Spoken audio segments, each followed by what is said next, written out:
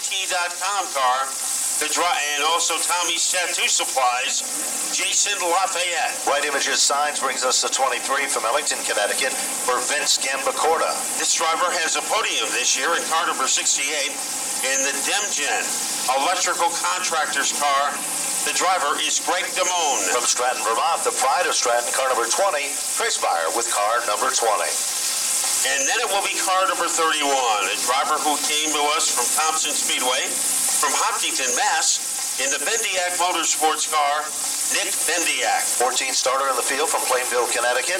It will be Will DeJarden out of Plainville in the AM Fitness car. The 53 will be next in line in the Greener Blast Technologies car.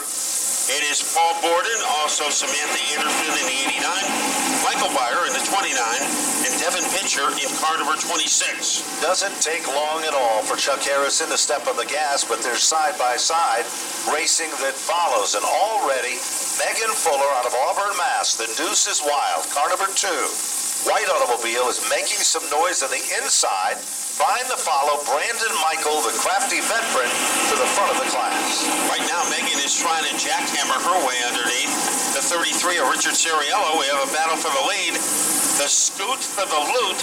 Here comes Brandon Michael in car number 21.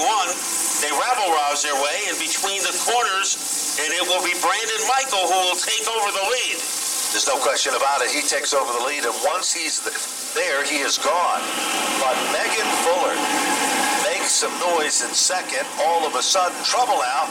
We've got Travis Heidar that goes spinning with the number 11 machine, and that sets off a chain reaction.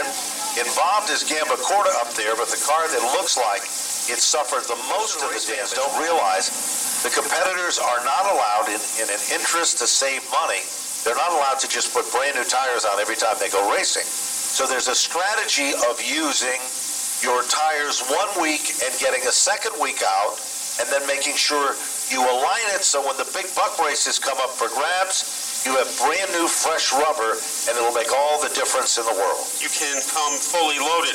Right now, fully loaded on this restart, Chuck Harrison getting a slight advantage on Brandon Michael. Michael takes over, and he is able to gallop his way to the lead. Look at Megan Fuller. She is trying to move into second. While that's all been happening, the 31 car spins to the bottom of turns 1 and 2, Matt, and that is going to bring out the second caution with 2 laps up on the board. But what we saw on that restart, no surprise, the Lasco number 39 machine of George Bissett Jr. started to keep up in the upper tier of the field. They recognize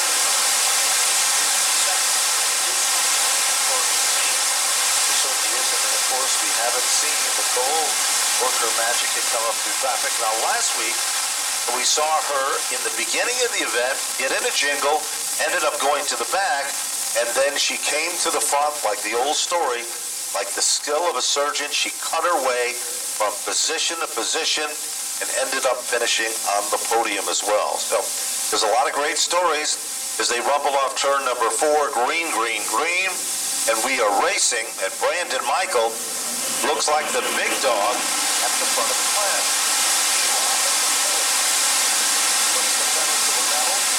But it is Bissett who gives her a smooch to the back bumper. No love affair there. And all of a sudden, car number 20, Matt, that's Trace Buyer, who started 12th on the grid. He is coming to the front, and now he's moved into the top 5. He's one of the 3 members of the Buyer family. He gets knocked out onto the grass. So,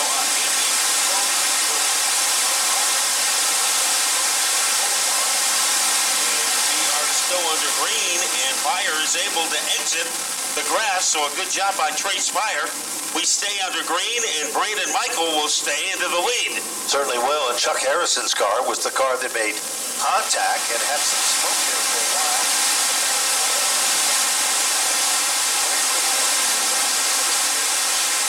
He says he's one of the oldest drivers on the field, and he's darn proud of it, because this year he has shown great consistency and great talent, and he's continuing to work his magic, Matt. Look at him make that move off turn number 4 to the inside of the number 99 car.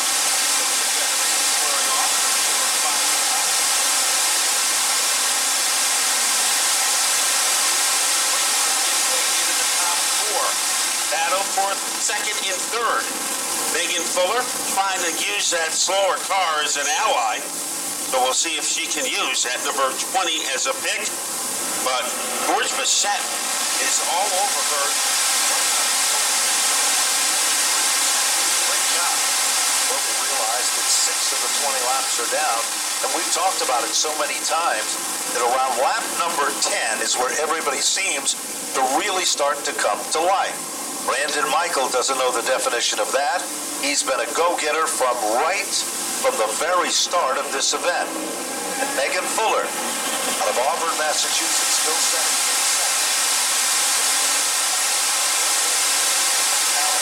who had more success in full-body racing in the 80s and the early 90s, competing in pro stocks and wherever full-body cars competed at in turn. Currently, she sets in second. Bissett is glued to the back bumper, and trying to make up some valuable ground is that number 20 man, and you remember why, because of that early spin. Yeah, he wound up in the cow pasture trying to make a recovery. Megan Fuller, second, the point leader, second on the track, but she is leading the standings. It's high up the track. That could have opened up some room for George Bissett, but he wanted high up the track. She got her start in quarter midgets. Her dad wanted to sell the quarter midgets, and she said, "Don't you dare. I want to drive that car." She did, and it started a great career in motorsports. It certainly did, and she is a true Fuller. They only know one definition, and that's to run hard. They're very competitive.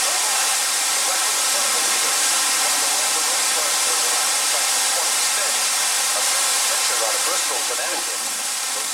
So everybody wants to have some refreshment tonight. Twisted tea and a sample. You can sample 4 flavors and decide which one you like the best. And I wouldn't be surprised with most people tonight if that competition winds up in a 4-way tie. I agree with you on that, Matt. Right down front, there is one of our official souvenir program sellers. You do not have to leave your seat. All you have to do is give him a wave. He will come directly up to you, like he's doing right now, get the souvenir program. And that is our buddy Luke down there. There is the green. And Brandon Michael.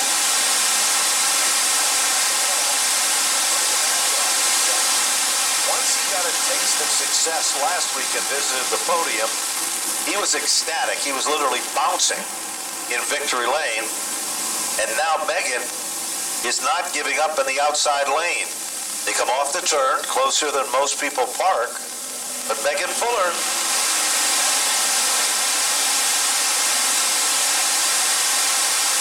she did it the tough way on the outside lane.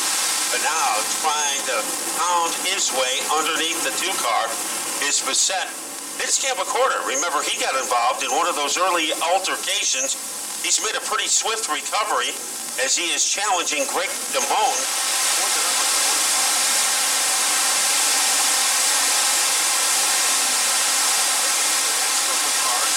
And then we see some familiar faces as Nicole Chambrello is up there. Lafayette trying to jackknife and squirm his way underneath Haidar. But up at the front, it is Brandon Michaels putting on a seminar. now this is exactly what the coach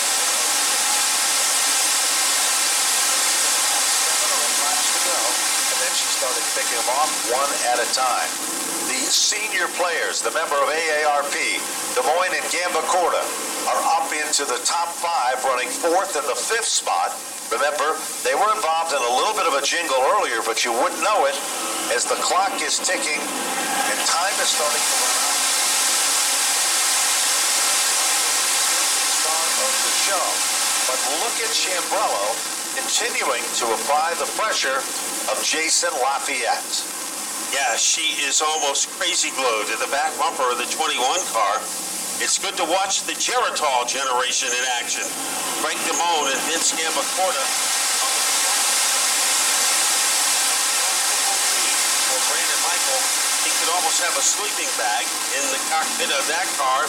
But having her own private war against George Bissett, and right now she is winning that battle. She certainly is, and they cross the stripe back back at the line. 16 laps are now complete.